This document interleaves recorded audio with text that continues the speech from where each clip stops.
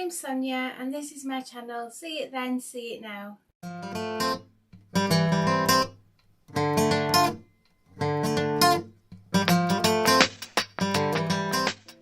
Before we get into today's video, I just want to say that you guys are absolutely amazing.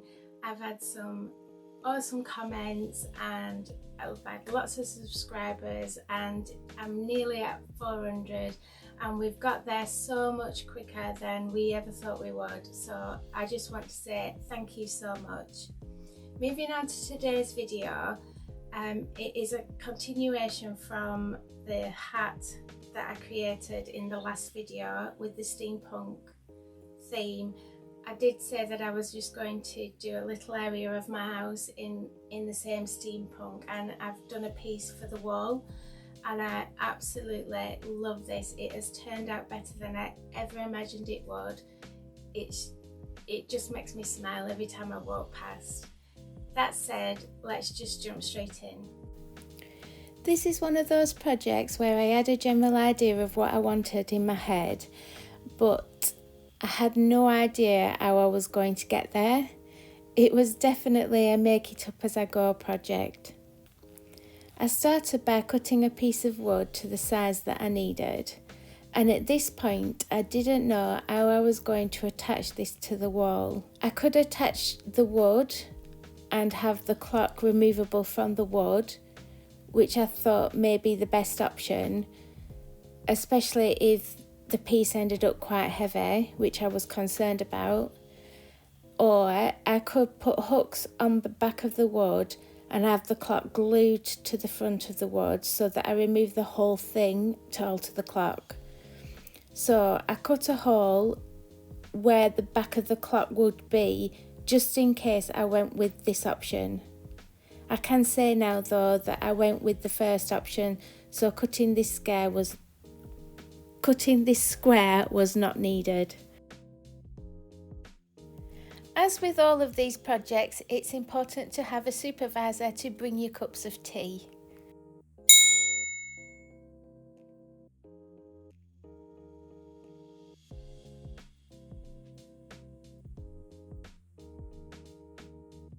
After giving the wood a good sand, I painted the whole thing with French chic black chalk paint.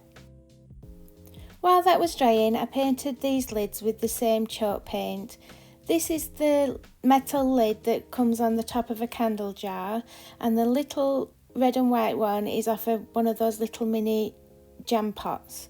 I did actually end up painting another couple of these little jam pot lids. I think when I tried this, because it worked so well, I ended up doing another couple, but you'll see them later on in the project. Once the black paint was dry, I did sponge around the edges with some acrylic copper paint, but I don't have the footage of that. Using Gorilla Glue, I glued 2 screws onto a nut, and these made perfect clock hands. This is my first time using this product and I was a bit hit and miss as to how I felt about it. It didn't grab instantly like it said on the tube, and it does seem to want to squirt out the bottle. If you don't put the cap back on, you end up with like a puddle on your desk. But it did grow on me. I struggled with it at first. It did grow on me, but I have to say that E6000 wins. I've always been an E6000 fan though, but I googled what's the best glue for gluing metal and Google said Gorilla Glue, so I gave it a go. I printed off a couple of clock faces from Canva and I decoupaged them onto the top of the lid using whatever this product is. I got it as part of a Christmas gift. It is decoupage glue. I'll put what it is in the description box because I can't for the life of me think what it's called. And I just decoupaged it on, same as always. Wait till it's dried, sealed it in, and I also put a little clock face on the little lid. I totally raided the supervisor's garage stash for this project. I don't know what these little caps were off or what they were for, but I glued two of them together and then I glued the two of them to a nut. Here's hoping he didn't need them for anything. I bought all these little cogs and gears off of Amazon, and I'm just embellishing the middle of our clock hands here with one of the gears. They also came with some little tiny hands, and that worked perfectly fine for the little tiny clock. I could use a little set of them for the middle of that tiny clock.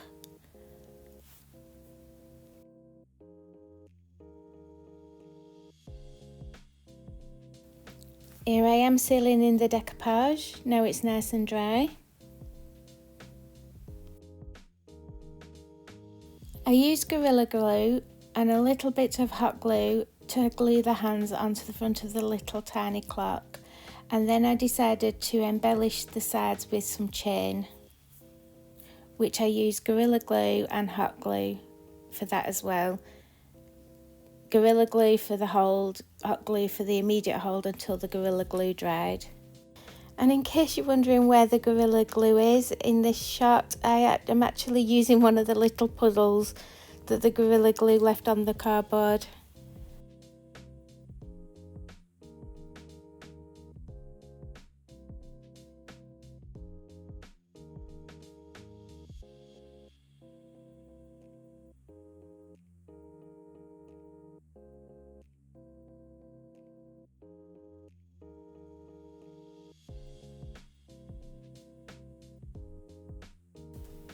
I wasn't liking how this looked at the edge of the clock face, like at the edge of the paper. So I decided to use the chain but glue it just around the edge of the paper just to give it a more finished look. It looked so much better once I'd done that. Again, I used the Gorilla Glue with the odd blob of hot glue just to hold it in place until the Gorilla Glue dried.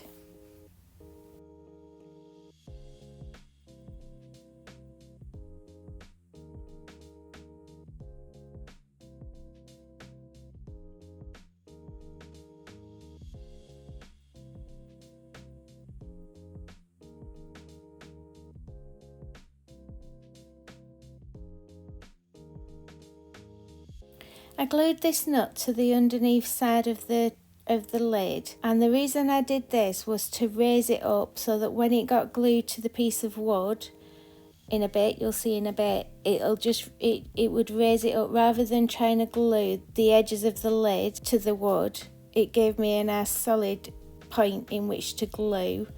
Also, it raised it up a bit, which I thought would look better. I used the Gorilla Glue to glue the hands to the front of the clock. Now, if I was to make one of these again, I think I would cut a hole in the centre of the paper face so that the hands would be glued to the lid and not to the paper. I just feel like it would have been more secure. I mean, it seems fine and I think that it will be fine, but if I was to do it again, I think that's what I'd do, because I feel like I've glued it to paper rather than gluing it to the metal. I painted the two caps and the nut black and then popped on a bit of the acrylic copper paint over the top. These are to mimic the button that you get at the top of a clock sometimes, or the bit that you get at the top of a stopwatch. I also made a loop with some wire and a bead, which also got painted black. Back to our piece of wood now. So off camera, I spent an age experimenting with different colour paints on this. I messed for ages and I didn't like any of them, so I went over the whole thing with another coat of black paint. So at this point, I had no idea how I was going to make this look good, but decided to press on with the next step while I continued to ponder and hope for a solution. One of the things I did know I wanted was some of these cogs, and I decided on textured paste. I have used this in some of my other projects. It's very easy to make and easy to use. It's 1 part PVA glue, 1 part acrylic paint and 2 parts talcum powder. You just mix the 3 ingredients together and it's ready to go. I decided which bits of the stencil I wanted to use and I taped off around the edges so any overspill of the paste didn't go on the wood, and then it was just a case of smoothing on the paste. I repeated this in a few places along the wood. The trouble with this is it does take a good few hours to dry, so I had to let this dry before adding any more. I have learnt this one the hard way. The number of times that I've tried to just add a bit more and then I've ended up smudging what I've already done and then had to start again. It was a hard lesson to learn. Patience definitely wins with this one. You do need to wait for it to dry before you start trying to add more, because you will touch it with the stencil and you will smudge it and you will be cross with yourself. I've experienced that on several occasions. And here I'm just finishing off the top of the clock, just popping that little stopper button, whatever you want to call it, onto the top of the clock just to finish it off.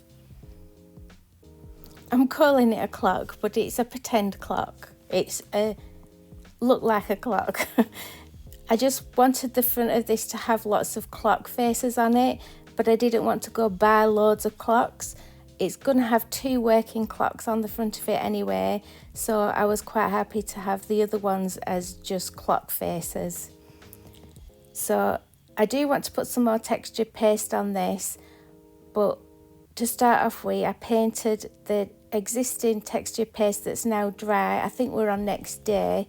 I just got that painted up because it dries nice and quickly, and then I gave it just 10 minutes or so to dry, and then I could move on to putting some more texture paste on, which is what I'm doing here.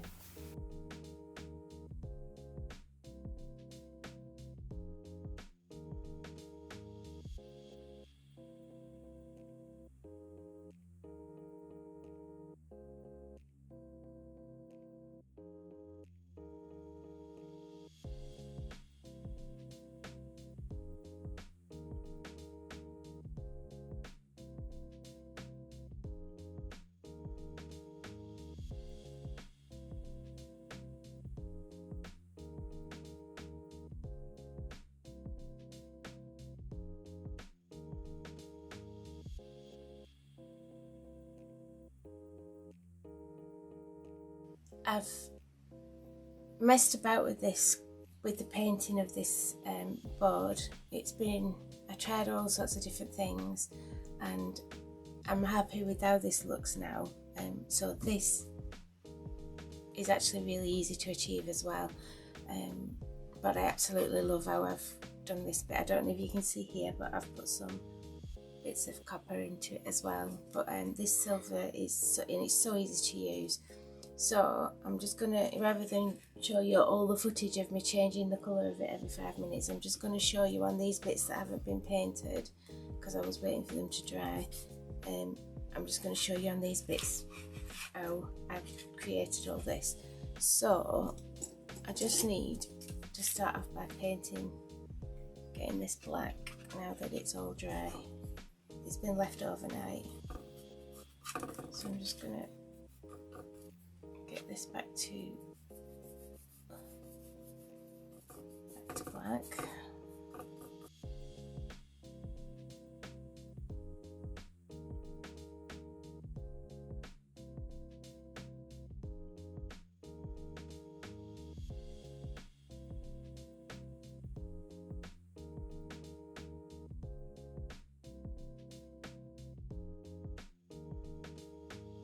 And I'm going to use this. I absolutely love this product. Unfortunately, I only have it in silver. I wish I had it in all 3 because I would have in gold and bronze as well, because or copper, or whatever they come in, because I love the effect that it gives. So a little bit goes a long way. So I'm just gonna smear it off so that I've only got a little bit on my glove. And I'll just show you on the sides while we're waiting on this drying. I'm just literally rubbing over the surface, and it gives it this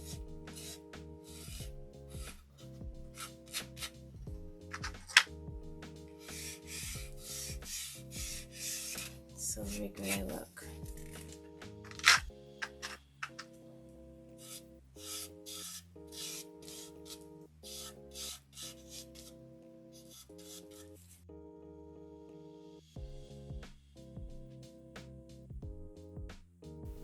If I ended up with an area with too much silver on, I just went over it with a bit of the black paint and then went back over with the silver just to even it out.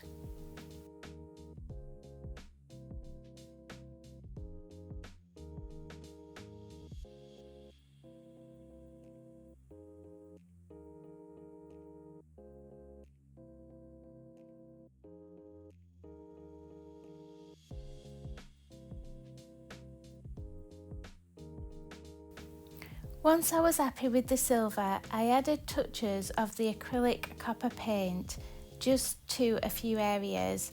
I only had a tiny bit on the brush and I wasn't wanting to get blocks of colour, just bits to highlight odd areas. So I was just kind of like tickling over the high points with the brush.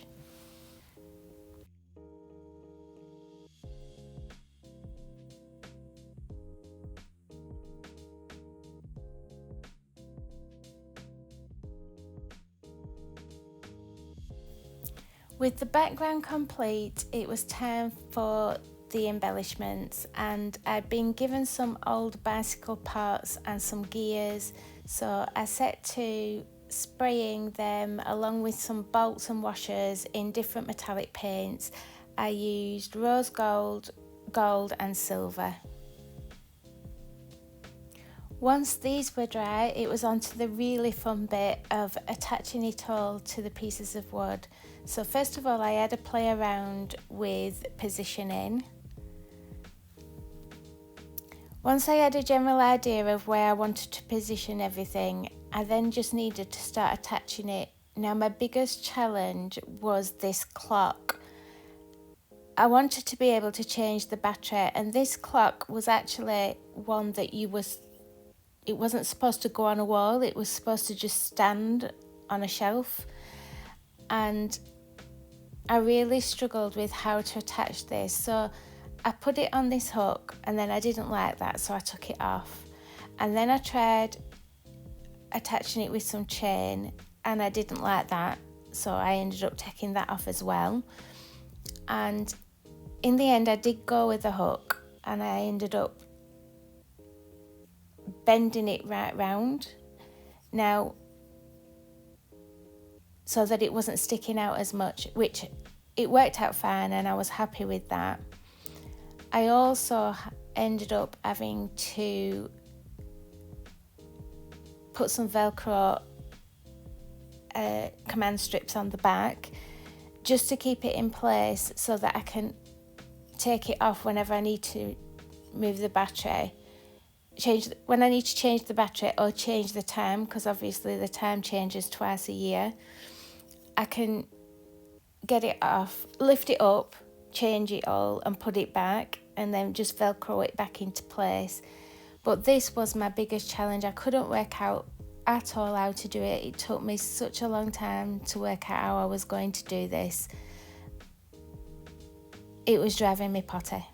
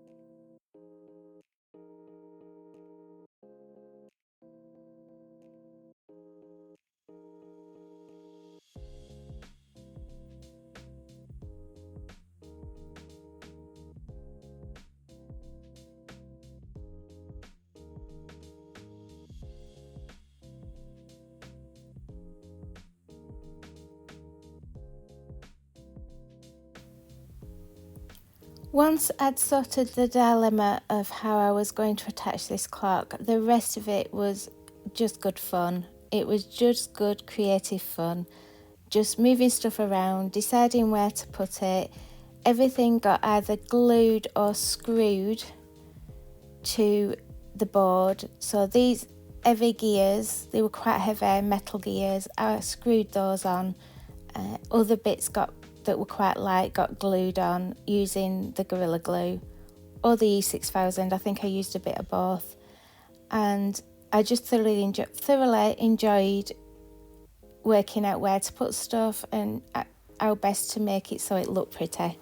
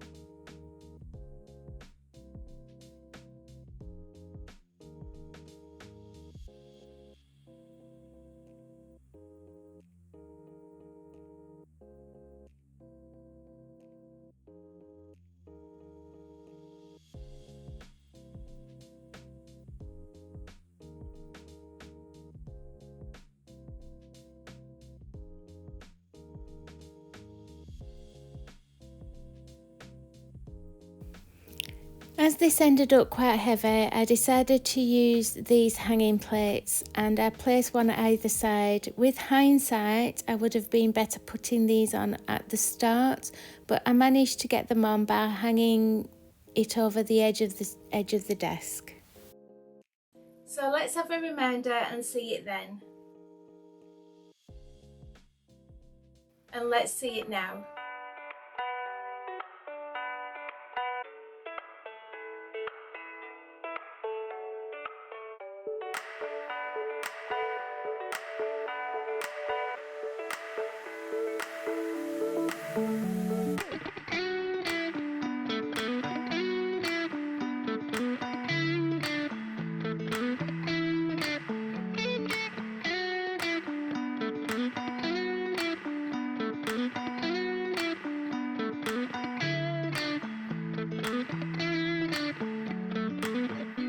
may have mentioned this earlier on in the video, but I absolutely love how this turned out, but I'd love to know what you think, so please do leave me a comment. I do reply to them all and I really do appreciate your comments.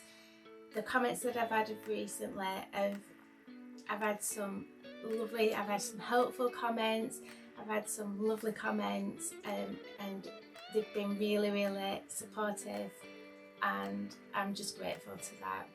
So please do let me know what you think in the comments. Hit that like button. If you're not already subscribed, then do please consider subscribing. It does help my channel to grow. You can also follow me on Facebook and Instagram. And the next video will definitely be the update on the guest bedroom. I have said that this has been coming for a while, but it's finished now. The part that I was getting ready for you guys, it's actually ready to come out. It just needs finishing off editing wise, so that will be with you very soon. And I've got lots more projects on the go that will be coming soon, so do make sure that you don't miss out on those. All that said, I'm gonna go and I'll see you in the next one. Bye for now.